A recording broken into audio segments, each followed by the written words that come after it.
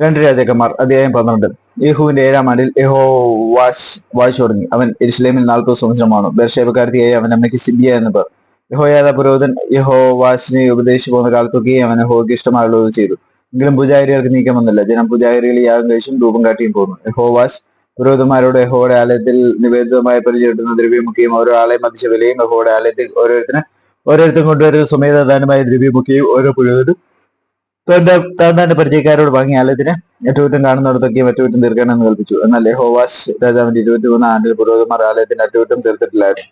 ആകയാൽ യഹോവാശ് രാജാവ് യഹോയാദ പുരോഹിതനെ ശേഷം പുരോഹിതന്മാരെ വരുത്തി അവരോട്, നിങ്ങൾ ആലയത്തിന്റെ അറ്റകുറ്റം തീർക്കാതിരിക്കുന്നുണ്ട്. ഇനി നിങ്ങൾ നിങ്ങളുടെ പരിചയക്കാരോട് ദ്രവ്യം വാങ്ങാതെ ആലയത്തിന്റെ അറ്റകുറ്റം തീർക്കേണ്ടതിന് അത് കൊടുപ്പീൻ എന്ന് പറഞ്ഞു. അങ്ങനെ പുരോഹിതന്മാർ തങ്ങൾ മേലാൽ ജനത്തോട് ദ്രവ്യം വാങ്ങാതിരിക്കാനും ആലയത്തിന്റെ അറ്റകുറ്റം തീർപ്പാനും സമ്മതിച്ചു. അറ്റകുറ്റം തീർക്കാതിരിക്കാനും സമ്മതിച്ചു. അപ്പോൾ യഹോയാദ പുരോഹിതൻ ഒരു പെട്ടകമെടുത്ത് അതിന്റെ മൂടിയിൽ ഒരു ദ്വാരം ഉണ്ടാക്കി യാഗപീഠത്തിനരികെ യഹോവയുടെ ആലയത്തിലേക്കുള്ള പ്രവേശനത്തിന്റെ വലതുഭാഗത്ത് വെച്ചു. അതിൽ വാതിൽ കാക്കുന്ന പുരോഹിതന്മാർ യഹോവയുടെ ആലയത്തിലേക്ക് വരുന്ന ദ്രവ്യമൊക്കെയും അതിലിടും. പെട്ടകത്തിൽ ദ്രവ്യം വളരെയായെന്ന് കാണുമ്പോൾ രാജാവിന്റെ രഹസ്യക്കാരനും മഹാപുരോഹിതനും കൂടെ ചെന്ന് യഹോവയുടെ ആലയത്തിൽ കണ്ട ദ്രവ്യം എണ്ണി സഞ്ചികളിൽ കെട്ടും.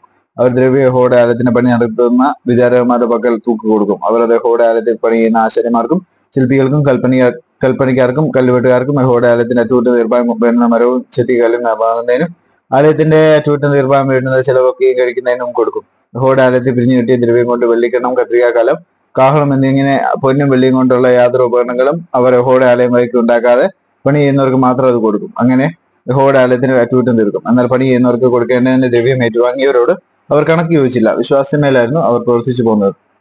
അകൃത്യയാഗത്തിന്റെ ദ്രവ്യവും പാപയാഗത്തിന്റെ ദ്രവ്യവും യഹോവയുടെ ആലയത്തിൽ കൊണ്ടുവന്നില്ല. അത് പുരോഹിതന്മാർക്കുള്ളതായിരുന്നു. ആ കാലത്ത് അരാം രാജാവായ ഹസായേൽ പുറപ്പെട്ട് ഗത്തിനെ യുദ്ധം ചെയ്ത് പിടിച്ചു. ഹസായേൽ യെരൂശലേമിന് നേരെയും വരേണ്ടതിന് ദൃഷ്ടിവെച്ചാറ് യഹൂദ രാജാവായ യഹോവാശ് തന്റെ പിതാക്കന്മാരായ യഹോശാഫാത്ത്, യഹോരാം, അഹസ്യാവ് എന്നീ യഹൂദ രാജാക്കന്മാർ നിവേദിച്ചിരുന്ന സകല നിവേദിത വസ്തുക്കളും താൻ നിവേദിച്ചിരുന്ന വസ്തുക്കളും യഹോവയുടെ ആലയത്തിലെ ഭണ്ഡാരത്തിലും രാജധാനിയിലുള്ള പൊന്നൊക്കെയും എടുത്ത് അരാം രാജാവായ ഹസായേലിന് കൊടുത്തു. അങ്ങനെ അവൻ യെരൂശലേമിനെ വിട്ടുപോയി. യോവാശിന്റെ മറ്റുള്ള വൃത്താന്തങ്ങളും അവൻ ചെയ്തൊക്കെയും യഹൂദ രാജാക്കന്മാരുടെ വൃത്താന്ത പുസ്തകത്തിൽ എഴുതിയിരിക്കുന്നുവല്ലോ. യോവാശിന്റെ വൃത്യമായി മത്സരിച്ച് കൂട്ടുകെട്ടുണ്ടാക്കി സില്ലായിലേക്ക് പോകുന്ന വഴിക്കലുള്ള മില്ലോ ഗൃഹത്തിൽ വെച്ച് അവനെ കൊന്നു.